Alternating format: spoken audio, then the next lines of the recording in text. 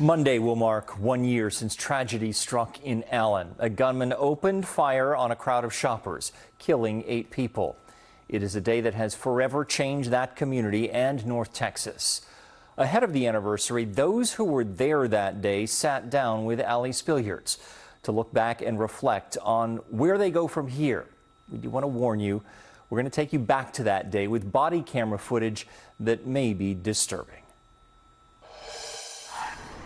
May 6, 2023, a beautiful sunny Saturday in Allen, Texas. First responders got the call they'd long prepared for. I heard the radio officer say that he thought he had shots fired at the outlet mall. One they had hoped would never come. It became very real that this wasn't just another incident, this wasn't another training scenario, that this was in fact our mass shooting, our incident. Allen Fire Department Division Chief Daniel Williams and Allen Police Lieutenant Chris Worstrom were among the first to respond to the Allen premium outlets after investigators say a gunman, clad in tactical gear and armed with several weapons, stopped his car in the south parking lot and opened fire on shoppers. I just remember the first thing getting there and just the chaos of the scene. So many people trying to leave, trying to get away.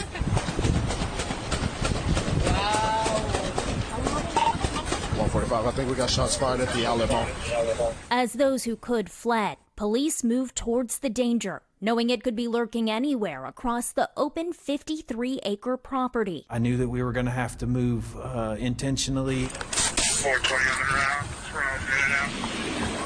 Body camera footage shows an officer tracking the sound of rapid gunfire. I'm passing injury. Racing to catch up to the gunman before firing several times to kill him. Hey,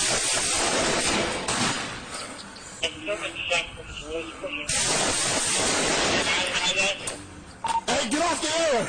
I'm over here by Liz. I got him down.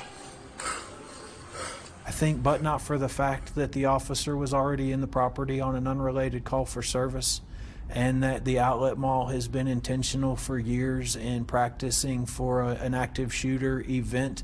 The casualty count could have been horrifically worse than what it already was, right? In total, 8 people were killed that day. Among them a security guard, a mother, father, and their 3-year-old son, elementary school-aged sisters, and recent immigrants from Venezuela and India. Several more were injured and hundreds were forced to shelter in the back rooms of stores, waiting more than an hour to be cleared to cross the street to safety, living out a scene now witnessed countless times around the country. To see the images of people running with their arms up in the air, and then in the days to come, the crosses in your own city. How difficult was that?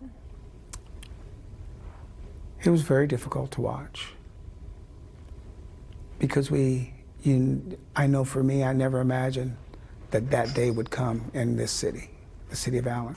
Mayor Bain Brooks took office in the weeks that followed the tragedy. In those early days, as an investigation played out, it's as if time stood still on the public side of the barricades, the community coming together to mourn and pray. Well, Allen's changed. We know that bad people do bad things in good places. Allen has changed as far as we're stronger together. Despite all that was lost, leaders can't help but reflect on how many lives were saved, thanks to store employees who quickly followed lockdown protocol, civilians who sprang into action to help the injured, and first responders. The response that day was just second to none. And the training that they went through, the training that they've endured, the training that they've participated in, it just showed that day. In the wake of tragedy, they're also keenly aware that they must continue to be prepared. Just because it's never happened in the same place twice doesn't mean that it can't or that it won't. And so we don't have the luxury of taking a break. We have to be ready. Is that a hard reality to live with? Yes. Absolutely. In Allen, Allie Spillyards, NBC5. On Monday, Allen will hold a memorial in honor of the victims and the survivors.